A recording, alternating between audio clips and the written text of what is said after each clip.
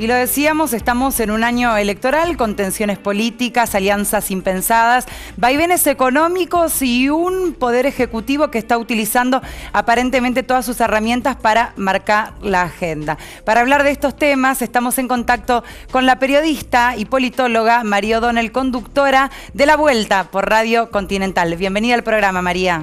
Muchas gracias, gracias por invitarme. María, una de las fotos más impactantes en los términos políticos fue la reunión del PJ-NOCA en Córdoba. ¿Crees que es el espacio opositor con más vocación y herramientas para construir poder? ¿Lo ves con chances? Por ahora, claramente, si uno mira de aquí a las elecciones de octubre, surge un aglutinamiento del peronismo disidente, el peronismo no kirchnerista, con la fuerza de la estructura y, por supuesto, el financiamiento también de lo que es de sindicatos, obviamente Hugo Moyano, el Momo Venegas, que tienen más el rol de proveer estructura que candidatos. Me parece que ninguno de los dos estaría en condiciones de ser ellos mismos candidatos muy atractivos en términos de oferta electoral. Pero claro, le falta un poco la pata a Daniel Scioli. Han estado expectantes si Daniel Scioli rompía o no. Me parece que claramente han decidido que no. En Capital probablemente están buscando una alianza que abarque también a Mauricio Macri a través de la figura de Roberto Labaña. Pero no en todos los distritos van a lograr esa combinación. Hay que ver en Provincia de Buenos Aires, obviamente que el jugador ahí para este espacio es Francisco Narváez. Claro. Hay que ver con quién se presentan. Están ahí nuevamente a la expectativa de ver si Sergio Massa rompe o no rompe. Y se está armando ahí ese conglomerado del peronismo opositor que, insisto, si uno mira de cara al 2015, va a depender mucho también del rol que juegue Daniel Scioli, ¿no? En 2009 el Acuerdo Cívico y Social hizo una gran elección. Hoy Lilita se unió con Pino Solanas y el socialismo de Wiener, el GEN y sectores de la UCR apuestan a un destino común. ¿Cómo analizás las políticas de alianzas que están en danza? La oposición está teniendo su propio proceso también de acercamientos. Es más prolijo, en un sentido más razonable, que de Narváez esté en una alianza con el peronismo que con el radicalismo. Hay que ver si el radicalismo, sobre todo la provincia de Buenos Aires, que es uno de los principales distritos para observar, después de haber ido en alianza con Francisco de Narváez en el 2009, qué tipo de juego hace Ricardo Alfonsino, el radicalismo de la provincia de Buenos Aires. Está pendiente si se van a hacer una alianza con el Frente Amplio Progresista, socialistas, el GEN, Libres del Sur, hasta ahí está claro que van juntos. Si además, en cuántos distritos van a ir además también con el radicalismo, obviamente la alianza en Santa Fe, ustedes ya la conocen, pero hay que ver si esto se replica o no en provincia de Buenos Aires. Yo no veo un escenario tan claro. Y en Capital ya están divididos que divididos, porque Lilita Carrió, me parece que claramente su opción de ir con Pino hace que vaya solo Lilita Carrió con Pino, y por otro lado irán a converger Libres del Sur, los socialistas, aunque no todos, porque Roy Cortina armó con Lilita y con Pino acá en Capital, así que queda otro espacio con lo que es Victoria Donda, Pratgay, parte de la coalición cívica. Capital me parece que aparece todavía como un escenario de la oposición, por lo menos muy fragmentado, y el oficialismo que no muestra candidato todavía, el oficialismo nacional. Sí, Macri, que va a ir con Labaña, claro, probablemente, ¿no? María, después de la investigación de la Nata sobre Lázaro Gate, llegó la farandulización y una justicia que por ahora parece llegar tarde. ¿Cómo ves el rol de los medios, el del poder político y el de la justicia en este caso? Toda la investigación sobre lavado de dinero y Lázaro me parece que es fundamentalmente también una investigación sobre los negocios del poder en la Argentina en la última década. Lázaro es una figura central cuyo incremento patrimonial y importancia como empresario nace y tiene su apogeo con los Kirchner y la obra pública nacional en Santa Cruz. Alrededor de esto hay una serie de personajes que uno puede considerar marginales y que farandulizan la cuestión, pero también es cierto que son centrales. O sea, ahora saltó todo el tema de Fariña, que compró un campo con 5 millones de dólares en Mendoza. Sí. Tenía 24 años, ningún tipo de fortuna que administrara de alguien conocido, y evidentemente estos personajes marginales, como uno los puede ver, movían volúmenes de dinero nada marginales. Y es por eso que para mí son importantes, porque la pregunta es de quién era el dinero que movían estos personajes.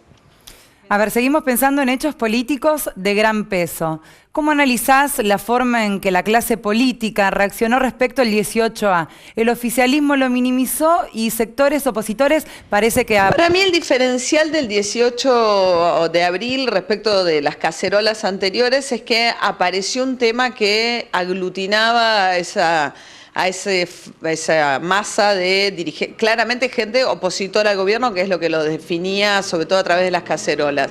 Pero en el contexto de la discusión de la reforma judicial en el Congreso, en el contexto de las investigaciones sobre corrupción, obviamente la de la Nata, pero también que tienen que ver con este tiempo, al cabo de 10 años, temas que antes no entraban de pronto también en la agenda de corrupción, ahora empieza a haber una sensibilidad distinta para abordarlos o despiertan más interés. Entonces me parece que corrupción y tema de reforma judicial, como manera de verla como una amenaza a la independencia del Poder Judicial, le vistieron de contenido más político, con proyección electoral a esa marcha que sigue sin tener un dirigente claro que uno diga Mengano es el que se beneficia, pero empieza a tener algo más del orden de consignas más claras y concretas que lo que habíamos visto en marchas anteriores.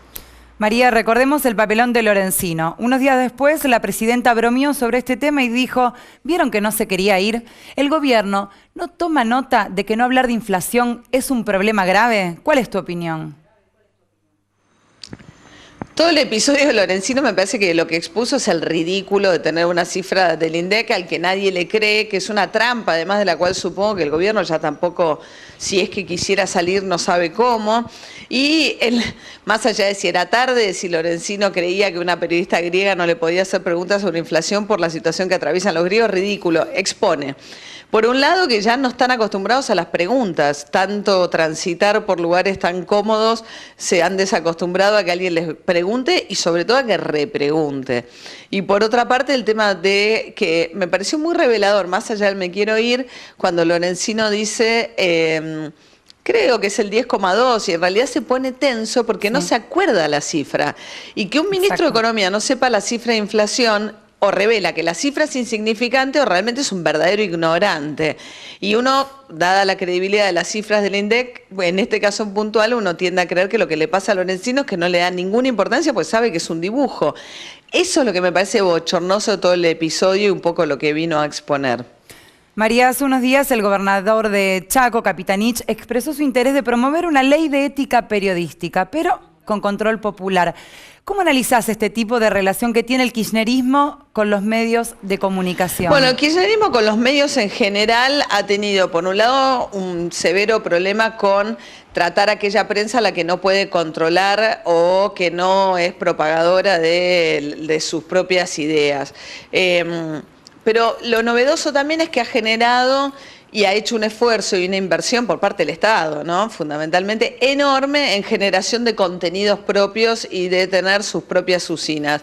Además de la utilización de la publicidad oficial para el control de o la generación de una enorme cantidad de medios paraestatales, porque no, formalmente están en manos privadas, pero tienen la línea editorial del gobierno nacional porque además dependen financiera y económicamente de la publicidad del gobierno, más todas aquellas empresas que fueron estatizadas y cuya pauta también se distribuye desde el gobierno, como puede ser Aerolíneas, YPF y una gran cantidad de empresas que quizás en los 90 fueron avisadoras de cierto tipo de medios privados. Me parece que eso explica en parte lo que pasa con la salida de Haddad de C5N. Sí. Y aparecen también estos empresarios kirchneristas cuyo negocio no son los medios, pero que vienen a traer a los medios dinero proveniente de otros negocios surgidos de negocios con el Estado Nacional y que invierten en vínculo, en ofrecerle al gobierno esos medios amigables para aquello que quieren.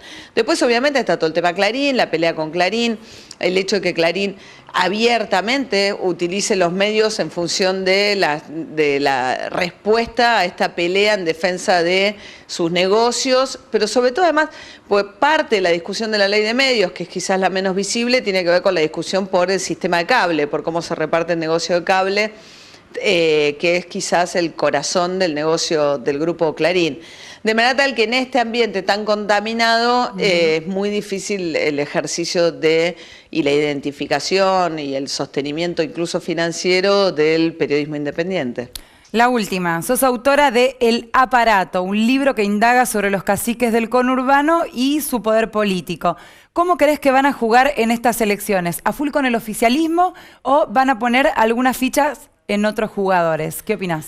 Los caciques del conurbano son unos sobrevivientes, ¿no? Básicamente saben estar donde necesitan estar para preservar su poder territorial y han sido dualdistas con el mismo fervor con el que han sido kirchneristas. Pero hay un surgimiento de todos unos grupos nuevos de intendentes. No es tan monolítico la representación de las viejas ligas de Otacé o los que tienen sucesores dentro de sus propias familias, como puede ser Musi, Otacé Merlo, por supuesto, sino que aparece una liga nueva, interesante, de intendentes que creen que su principal poder tiene que ver con la gestión dentro de esos municipios, claro. Algunos de ellos alineados con Sergio Massa, como es el caso de Catópodis en San Martín o de Joaquín de la Torre en San Miguel. Pero también es una generación nueva, más joven, tenés a Fernando Grey en Esteban Echeverría. Hay una serie de intendentes que por edad y porque no llevan 20 años en el poder como llevan algunos, tienen una mirada distinta o por lo menos empiezan a conformar una nueva generación. No sé si tan distinta porque los métodos son exactamente los mismos, pero me parece que sí hay que identificar por lo menos una nueva generación de intendentes del conurbano con características distintas a lo que era la generación de la vieja guardia. Es muy temprano para ver hacia dónde van a ir. Electoralmente me parece que la mayoría se sienten más identificados con Sergio Massa, pero bueno, hay que ver cómo juegan en las elecciones. María, muchas gracias por haber participado del programa. Gracias por estos minutos. Muchas gracias a ustedes por la invitación.